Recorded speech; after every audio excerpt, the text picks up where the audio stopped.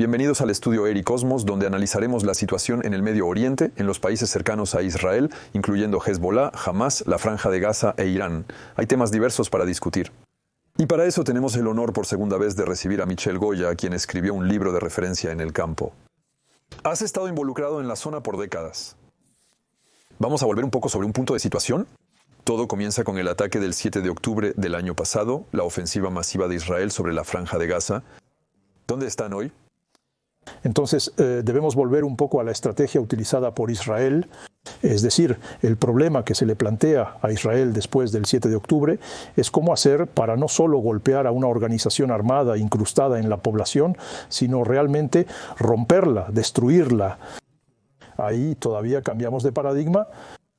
Y ya no se trata, como en 2021, 2014, en los conflictos anteriores, de hacer algunos días, incluso algunas semanas, de incursiones aéreas o incluso de incursión terrestre, de matar. En 2014 había 1.500 combatientes que habían sido asesinados.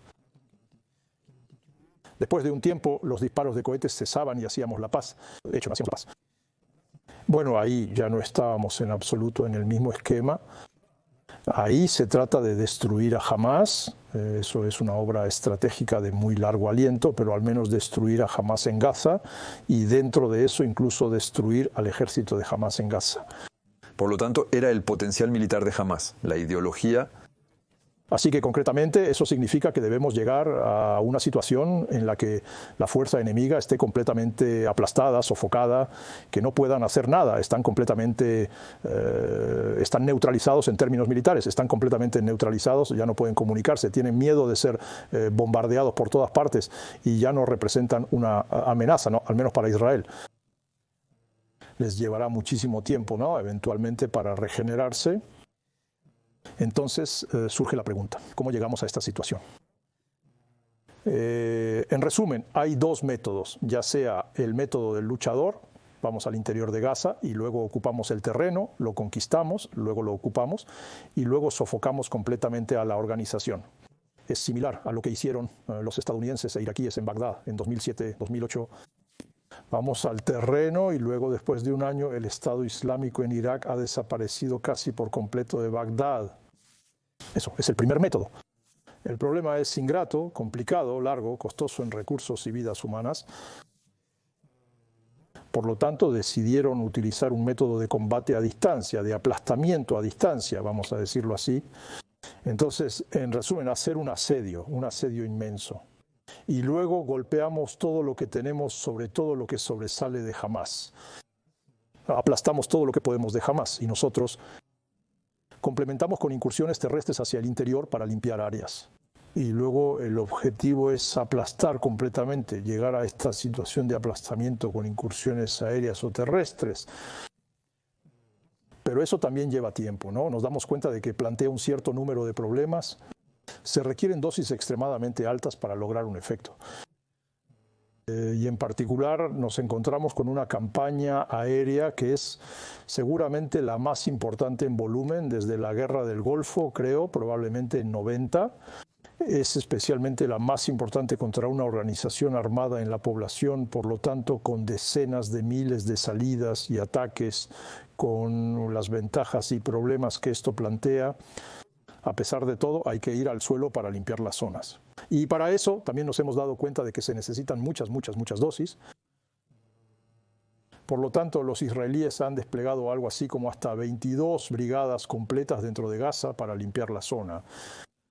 De paso, nosotros los franceses, desde un estricto punto de vista militar, estaríamos muy molestos si enfrentáramos el mismo desafío: limpiar, destruir una organización en una zona muy urbanizada, poblada por 2 millones de habitantes. De todos modos, no tenemos 22 brigadas. No, en realidad estaríamos muy molestos. Realmente estaríamos muy molestos. Y por cierto, de hecho, ni siquiera lo pensamos. Eso es lo que me preocupa un poco, es decir, hago un pequeño paréntesis. Por ejemplo, trabajamos en el combate urbano, pero en nuestros centros hub, eso es, pero enviamos una compañía, así que trabajamos a nivel táctico, está muy bien, pero ¿cómo hacemos para tomar una zona millonaria con gente incrustada en el interior por decenas de miles? Ese es un problema que por el momento no hemos encontrado y que por el momento no sabríamos cómo hacer. En cualquier caso, Israel también lo hizo de una manera, sin embargo, exitosa desde un punto de vista, quizás, si se mira estrictamente militar. Es decir, efectivamente, después de 10 meses, el israelí dice que efectivamente hemos aplastado a Hamás y sus organizaciones aliadas, el yihad islámico, etc. Se dice que hemos matado a 17.000 combatientes o 17.000 miembros de Hamás para un efectivo inicial que quizás era de 30.000 o 40.000 con los aliados. Se informa que considerando los heridos graves, prisioneros y pérdidas totales, Hamás está derrotado. Entonces, misión cumplida. Pero en la imagen de Israel degradada por... Entonces ahora la situación es la siguiente, ¿no? Es que este método se suponía que también permitiría obtener un poco de todo lo demás, es decir, que bajo presión Hamás y los otros grupos liberarían a los rehenes diciendo aquí dejen de golpearnos un poco, luego respiren un poco a cambio de liberar a los rehenes. No realmente, pues, el método no funcionó realmente, todavía quedan muchos rehenes en Gaza. Pero sobre todo Gaza está en una situación humanitaria que es una catástrofe. Obviamente es dramático lo que está pasando. La mitad de los edificios del territorio están en mal estado. Edificios del territorio están explotados. Y lo peor es que hay dos cosas que son las peores, de alguna manera. Uno es que Hamás todavía está allí. Es él quien todavía controla la mayor parte del territorio de Gaza, ya que los israelíes se negaron a expulsarlo, a ocupar el terreno. Y luego, dos, lo que está relacionado es que no hay ninguna transición, no hay ninguna solución política. Bien. Por lo tanto, nos encontramos con un territorio de Gaza que es un territorio encerrado. En Nueva York, 1997, la película de Carpenter, hacemos un asedio alrededor y luego adentro, apáñenselas. Por lo tanto, tienes toda una población que está allí, que todavía está recibiendo bombas porque la presión continúa, la vigilancia, la presión continúa. Los israelíes han establecido un corredor dentro del territorio para vigilarlo mejor. Todo está cerrado, la frontera está súper cerrada. Y matar al líder de Hamás pudo ser uno de sus objetivos, dijeron. Era justo ¿De la visualización?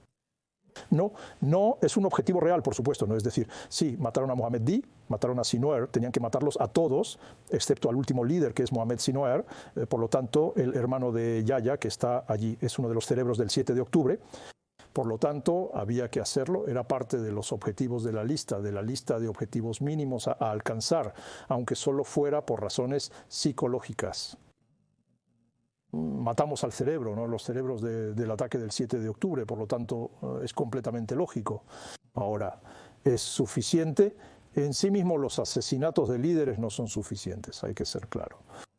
Desde 1987 los israelíes han matado, si nos damos cuenta de todos los líderes de Hamás que los israelíes han matado desde 1987, ahí hay que pasar varias páginas.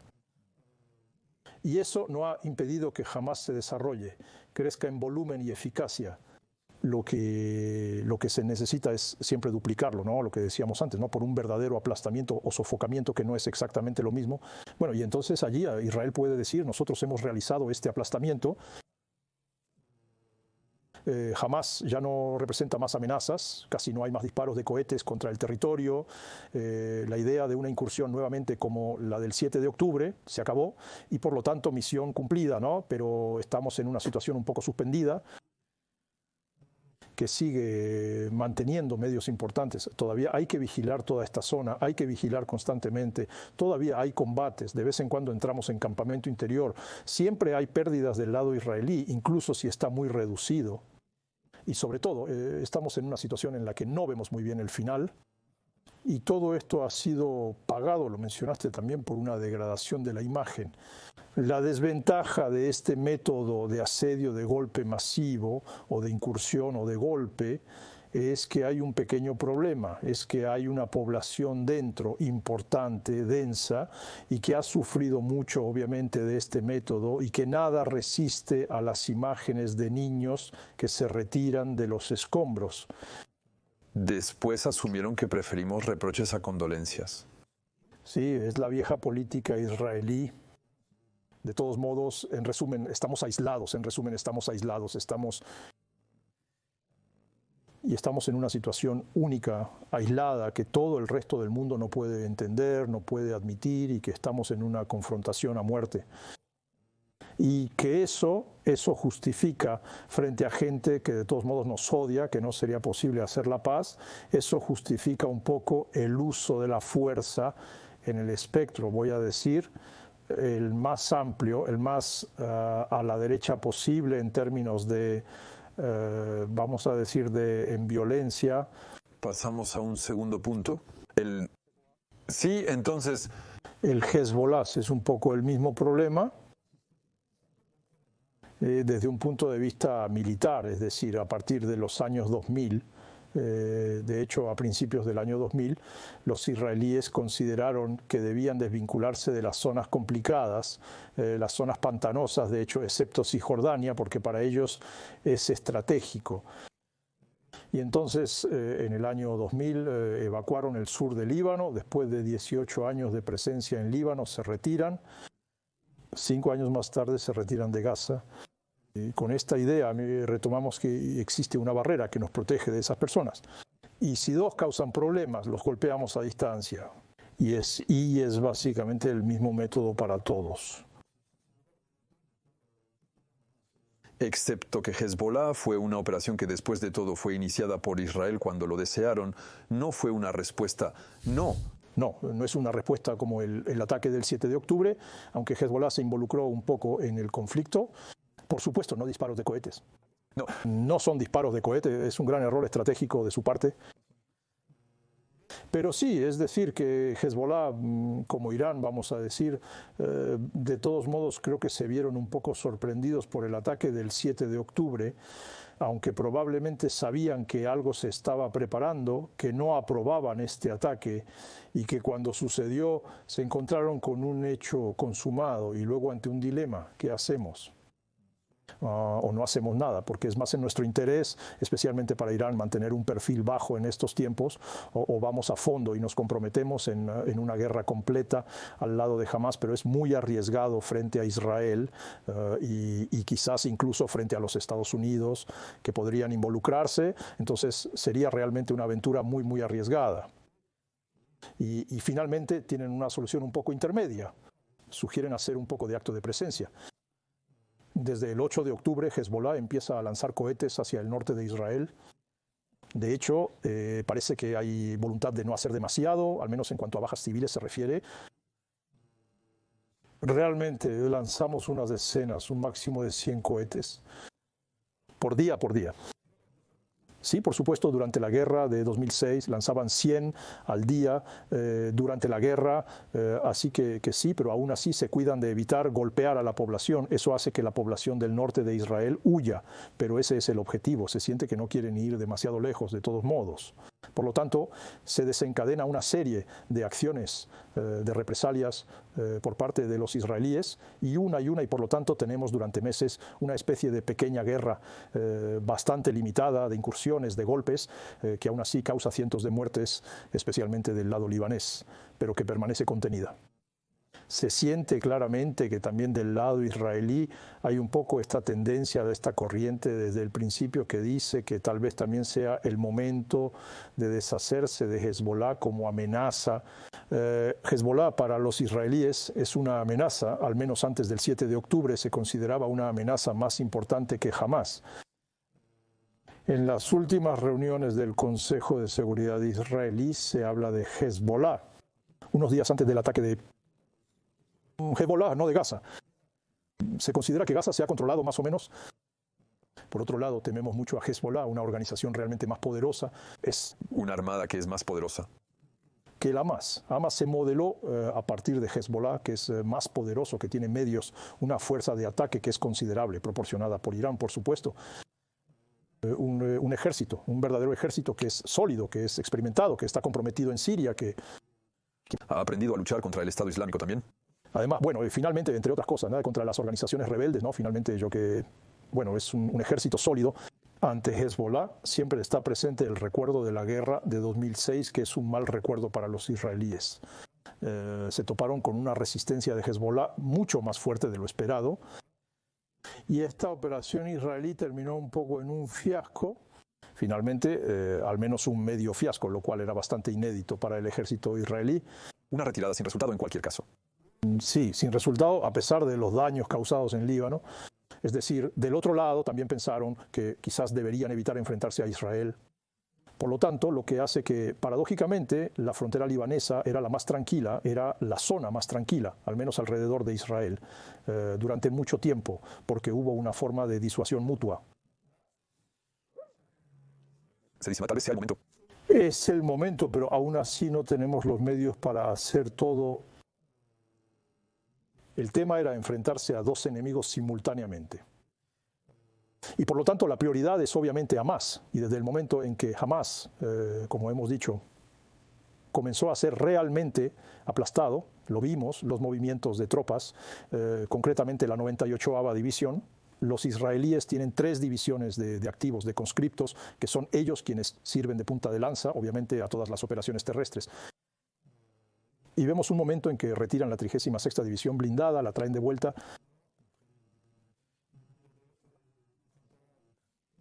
En verano observamos a la 98ª División ascendiendo al norte, lo que revela un cambio de prioridades. El centro de gravedad de las fuerzas israelíes ha cambiado y por lo tanto nos estamos preparando. Están preparando algo efectivamente contra Hezbollah y efectivamente los Vipers. Y entonces comenzó con una serie de ataques, preparaciones, decapitaciones bastante notables. En este caso es... ¿sí? No, pero la operación Viper es totalmente notable. Quizás sea la operación de decapitación dirigida más importante de la historia contemporánea. Entonces eso, incluso los golpes más clásicos, ¿no? Digamos, sobre el comando Zion Nasrallah, el líder, todo eso, ok. Podemos discutir después el costo humano que representa, pero en términos de efecto es bastante notable. Realmente decapita una buena parte de la organización y luego decide pasar a una acción mucho más masiva, apuntando primero a tratar de destruir tanto como sea posible la fuerza de ataque de Hezbollah, la verdadera amenaza. Los misiles principalmente. Es decir, principalmente los misiles de largo alcance. Es decir, es a la vez, de alguna manera, tanto los objetivos más fáciles de alcanzar, son objetos grandes que son más difíciles de ocultar en cualquier caso, y que son especialmente los más peligrosos, porque todavía hay misiles balísticos que pueden golpear en todo el territorio israelí y con cargas explosivas bastante significativas. Así que eso es la prioridad 1. La prioridad 2 efectivamente es todo el arsenal de cohetes que pueden disparar, pero eso es más complicado, es más pequeño, es más difuso, más numeroso. Al menos han logrado golpear algunos almacenes. Sí, han logrado golpear algunos almacenes, desorganizar un poco las cosas, ¿no? Lo que significa que mientras hablábamos de un stock de quizás 100.000 cohetes, realmente estamos hablando de municiones de corto alcance, con una capacidad de disparo instantáneo de casi 4.000 cohetes. Y al final, Hezbollah solo puede disparar 200, 300 y relativamente pocos misiles. Eso es lo que es un poco sorprendente en este asunto. Entonces eso es la prioridad 2. Luego la 3 es destruir toda la infraestructura de Hezbollah en la frontera. Básicamente todo lo que permite disparar proyectiles a corta distancia y posiblemente realizar ataques terrestres directos. Así que ahora, a principios de noviembre, estas siguen siendo sus prioridades por el momento. Sí, eso no ha cambiado. Es decir, en general están aplicando el mismo método que aplicaron al Hamás. Es decir, están llevando a cabo una larga campaña de desgaste, están tratando de aplastar al Hezbollah tanto como sea posible, por lo tanto combinando una campaña aérea y redadas terrestres a lo largo de la frontera. De hecho, se siente que es difícil, a pesar de la decapitación de Hezbollah, hay que seguir adelante. Toda la zona fronteriza estaba controlada por Hezbollah. Existen redes de túneles y fortificaciones, y luego es una organización que está muy descentralizada. Cada jefe de sector conoce sus responsabilidades. Luchar contra los israelíes cuando penetren en el área. No se siente internamente en Líbano, porque cuando precisamente Nasrallah fue asesinado, vimos escenas de júbilo por parte de las poblaciones sunitas que estaban más bien opuestas a Hezbollah, también cristianos que se regocijaban. ¿Es que no hay estos posibles opositores a Hezbollah que podrían ser aliados ocasionales de Israel, intentar aprovechar? Sí, sería necesario aliarse con milicias para enfrentar la situación. Pero el problema es que este campo, sí. Sí, mal recuerdo. La intervención israelí en 82 en Líbano fue en gran medida en apoyo de los falangistas de la familia Gemayel, de quienes esperaban hacer un aliado que les permitiría controlar, neutralizar, destruir la Organización para la Liberación de Palestina en el sur de Líbano, de la misma manera que quieren destruir a Hezbollah.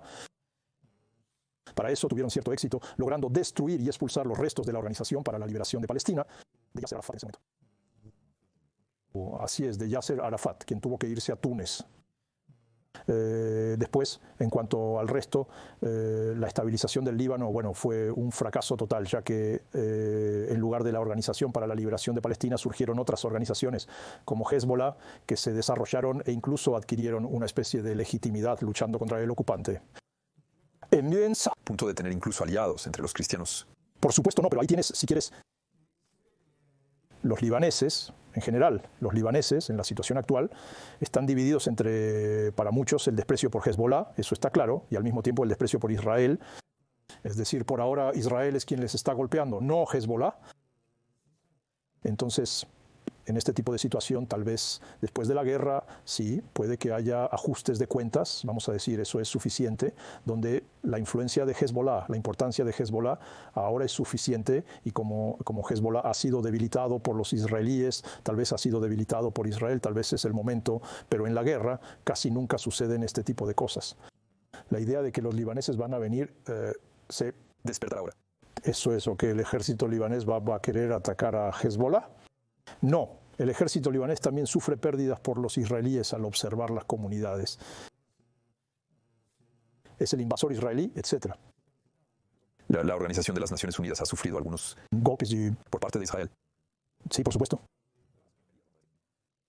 Sí, pero necesariamente los cascos azules están allí, en medio de un campo de batalla. Es donde no saben nada, hay que ser muy claro. Y mecánicamente se ven obligados a recibir golpes. ¿Vamos a recordar que fuiste casco azul? Sí, no en Líbano. Me enfermé un poco en Líbano, precisamente. Voy a hacer un poco el resumen de la final y de nuestra presencia allí. Bueno, hay que ser claros, no sabíamos nada, no sabíamos nada. De la misma manera que no sabíamos nada cuando nos comprometimos en Beirut en 83, 84, donde sufrimos, hay que recordar, los golpes de Hezbollah. Mataron al instigador de los atentados que asesinaron a decenas de franceses en ese momento. Hezbollah también realizó atentados en las grandes tiendas de París. Sí, tiene nuestro trabajo. Que no hemos hecho desde hace algunos décadas. Debemos recordar efectivamente este asunto. Es decir, la idea en 82 de que los israelíes penetren en Líbano está en plena guerra civil y que el presidente Gemayel es asesinado y se decide intervenir en Beirut. Una de las primeras operaciones en coalición occidental, por lo tanto estadounidenses, hay italianos, nosotros, algunos británicos, y como los estadounidenses nunca quieren trabajar en una misión de la Organización de las Naciones Unidas, hacemos algo ad hoc en coalición. Vamos a Beirut, hemos puesto una fuerza en Beirut y decimos, vamos a servir, primero vamos a servir para evacuar, hacer una fuerte interposición, evacuar a los palestinos, eso funciona. Luego nos quedaremos en el lugar y ayudaremos al nuevo gobierno y al nuevo presidente Gemayel, el hermano, a establecer un poco su autoridad sobre la capital, etc. Vamos a ayudar al ejército libanés. De hecho, todo esto es una distracción y somos atacados muy rápidamente, porque al mismo tiempo, incluso debe recordarse también, estamos en un fuerte litigio con Irán. Aparentemente, no tenemos enemigos en la región. François Mitterrand, en las Naciones Unidas, unas semanas antes del ataque a Al-Drakar, el 23 de octubre de 1953, declara que Francia no tiene enemigos en Líbano. Bueno, es la absurdez. Recuerdo muy bien esa época. Hay terroristas en el lugar, pero no son nuestros enemigos. Sí, en el momento en que dice eso, todavía hubo, de memoria, creo que hubo 19 soldados franceses que fueron asesinados ya en Beirut. Por lo tanto, en ese momento decíamos asesinados por nadie, ya que no tenemos enemigos. Y sí, lo que pasó es que Irán y Siria, tampoco podemos olvidar en este asunto, la Siria de Assad, se aprovecharon, porque estábamos en Líbano, por lo que nos atacaban en Líbano, a través de Hezbollah, que crearon concretamente en 82, Y de hecho, al principio es una especie de coalición. Hay una pequeña estructura que se llama la Organización del Yihad Islámico, que se encarga de los atentados, y son estas personas las que nos atacan, especialmente el 23 de octubre. No solo eso, hay que pulirlo. Hubo otros ataques después, menos mortales, pero hubo otros que atacan a los estadounidenses, etcétera, y que resultan en la retirada finalmente de esta fuerza multinacional a principios de 1984, huyendo de Beirut. Hay que ser claros sobre esto. No sabemos qué hacer. Estamos siendo golpeados por todos lados, huyendo. Y hay que recordar el impacto enorme que tuvo este evento en el mundo árabe. El mundo árabe dice, somos capaces, personas resueltas hasta el ataque suicida. Es un fenómeno un poco nuevo en ese momento. Son capaces de hacer huir a los ejércitos más poderosos del mundo. Y eso es un evento considerable. Y termino justo ahí, es que los miembros de la organización del Yihad Islámico, la organización del Yihad Islámico, en realidad, es un satélite de Hezbollah. Todos se unen a Hezbollah, como por ejemplo los encontramos a todos en los diferentes comandos. Son jóvenes, en 1983, pero... todos ellos se encuentran al frente de Hezbollah un tiempo después, donde son asesinados regularmente, e Israel ha puesto a Francia en su lugar. Vamos a decir que hicimos un ataque aéreo vacío, en un lugar vacío, solo para no matar a nadie, pero lo hacemos solo para decir que estábamos haciendo un ataque. ¡Qué farsa! Aún hay que recordar este escándalo. No, es una época terrible para Francia. Inicié mi carrera militar en ese momento. Es un verdadero trauma. Entonces, sí, en 2 semanas tienes que fumarla para decir que de todos modos debes hacer algo.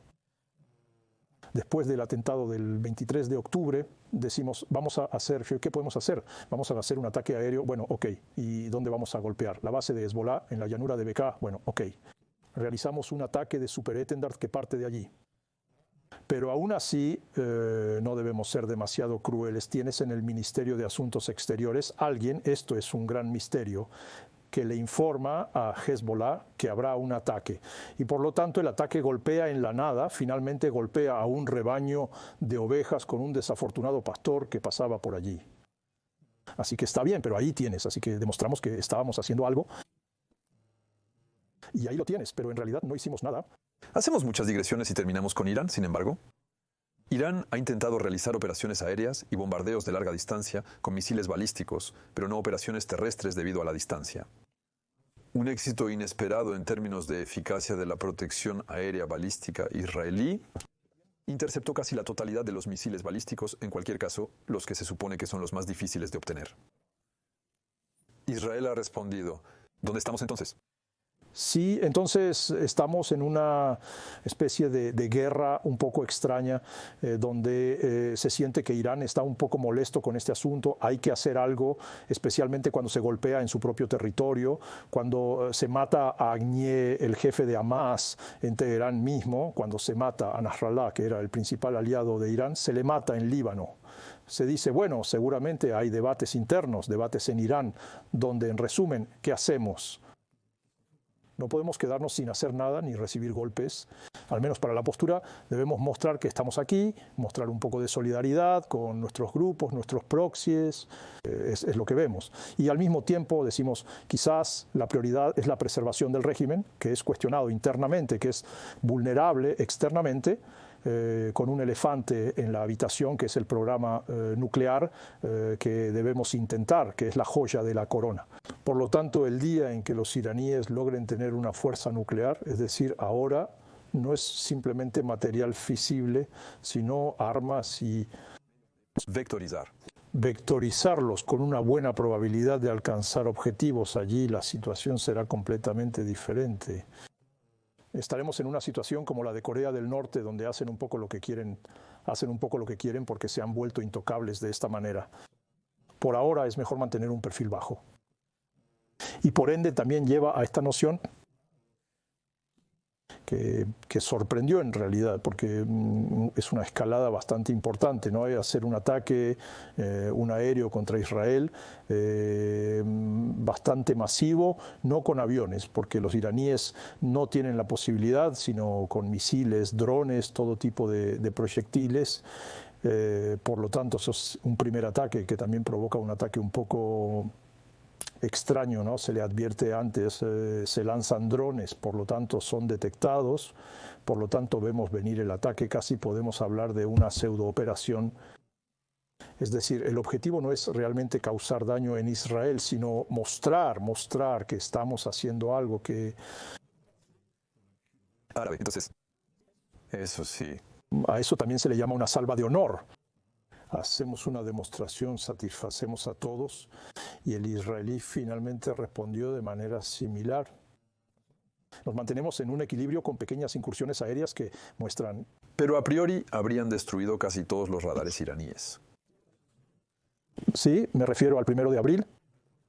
El primero, bueno, ya, por lo tanto, muestran que al menos son capaces de venir a hacer lo que quieren en realidad, por lo tanto, es el iraní. Y luego, un poco más tarde, entonces ahí, una escalada un poco más ligera por parte de los iraníes, ahí solo vemos del misil balístico, por lo tanto, es un poco más peligroso, dos sin misil. Creo que eso debe ser eso es lo más grande. Se trata de la salva más grande jamás enviada de misiles balísticos de la historia. Quiero decir, incluso los alemanes nunca lanzaron tantos B-2, por ejemplo, durante la guerra. Incluso los rusos, en el primer día de la guerra, no lo hicieron. Cientos, incluso los estadounidenses en los primeros días nunca lanzaron 200 misiles, que yo sepa. ¿Misiles balísticos? Sí, son muchos cruceros, etcétera. Pero bueno, y nuevo fracaso, efectivamente. Fracaso parcial, todavía hay algunos que han pasado. Entonces es a la vez, también es bastante extraño, se dan victorias defensivas a los israelíes que pueden mostrar, aquí está, nuestro escudo funciona. También permite mostrar sorprendentemente que tienen aliados, ya sea Jordania, Irak. Eso forzó a todos a participar en el proceso. Otros apoyan a Israel para interceptar los misiles de Irán. Sí, por supuesto, hay que recordar que la presencia estadounidense, después de la salida estadounidense de Irak en 2011, la justificación en el lugar es vamos a protegerlos de la amenaza iraní. Entonces, en ese momento, empezaron a instalar un sistema de defensa aérea en todas partes, con radares que debían conectarse. Querían crear una alianza defensiva contra Irán en el Medio Oriente, de la cual eran obviamente el centro, obligando incluso técnicamente a los radares sauditas a funcionar con los radares israelíes. Por lo tanto, era una especie de implicación, de hecho, iba a decir, de normalización política a través del medio militar. Sabiendo que tienen los mismos enemigos, los Houthis. Arabia Saudita. Sí, hay un acuerdo, todos ellos son contra Irán y de todos modos es astuto. Y finalmente esta alianza militar defensiva antiaérea funcionó y obligó, incluyendo a países árabes, a involucrarse militarmente junto a Israel, lo que debe ser, en mi opinión, bastante inédito. No hay que decirlo demasiado. Sí, no se jactan de ello, nadie se jacta de ello, obviamente, pero creo que, estoy reflexionando, debe ser más o menos la primera vez que sucede que, en resumen, para simplificar, los ejércitos árabes cooperan con el ejército israelí frente a un enemigo común, efectivamente. Y así estamos ahora en esta situación donde primero Israel todavía está ocupado en Líbano. Hay que considerar que aunque los israelíes tienen muchos recursos, tampoco pueden hacerlo todo. Prioridad en Hezbollah. Esta guerra está lejos de terminar, no está ganada. En resumen, mientras caigan bastantes cohetes en el suelo israelí, la zona del norte de Israel está prohibida. No podemos hacer que regresen los 70.000 residentes que vivían allí. Por lo tanto, la guerra no puede ser considerada como ganada. Por lo tanto, puede continuar durante un largo periodo de tiempo.